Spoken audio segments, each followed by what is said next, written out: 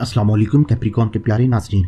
24 जून 2026 से Jupiter cancer में inter कर चुका है और तकरीबन 30 जून 2027 तक ये यहीं रहेगा। 12 साल बाद आने वाला ये ट्रांजिट कैप्रिकॉर्न के 7वें घर को एक्टिवेट करता है, जो कि marriage, life partner, business partner, contract और पब्लिक डीलिंग से रिलेटेड है। और ये 12 साल बाद आपको 12 साल के लिए अपनी लाइफ डायरेक्शन चेंज करने का आखिरी मौका देता है, क्योंकि कभी कभी इंसान की किस्मत पैसे से नहीं, सही इंसान के मिलने से है। किसी बुजुर्ग की दुआ लेने से, एक दुआ से आपकी किस्मत बदल जाएगी।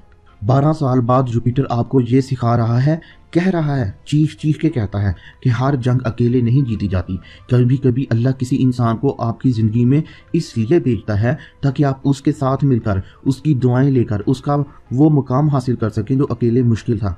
अगर आप भी सही लोगों का इंतखाब करने में समझदार बन गए तो ये ट्रांजिट आपकी ज़िंदगी में सबसे खूबसूरत और कामयाब चैप्टर में से एक बन सकता है। तो कमेंट बॉक्स में आपने लाजमी लिखना है, अल्लाह मुझे सही लोगों का साथ अता फरमा।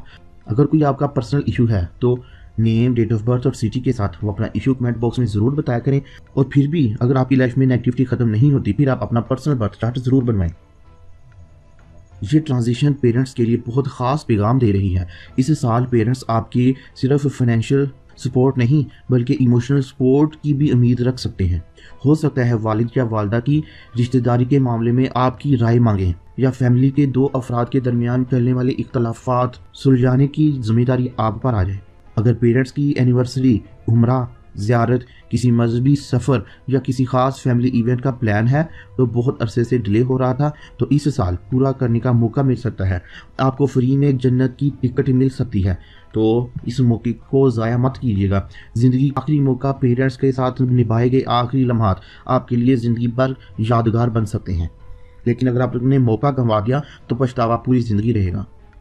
इसी तरह औलाद के हवाले से भी ऐसे ही है कि अपने बच्चों की दोस्ती और सोशल इन्वायरमेंट पर नज़र रखना बहुत ज़रूरी है। हो सकता है बच्चे किसी नई activity, sports team, learning group का हिस्सा बने। अगर बच्चे टीन एज में हैं तो उन्हें हर बात पर कंट्रोल करने के बजाय ट्रस्ट देना ज़्यादा बेहतर होगा।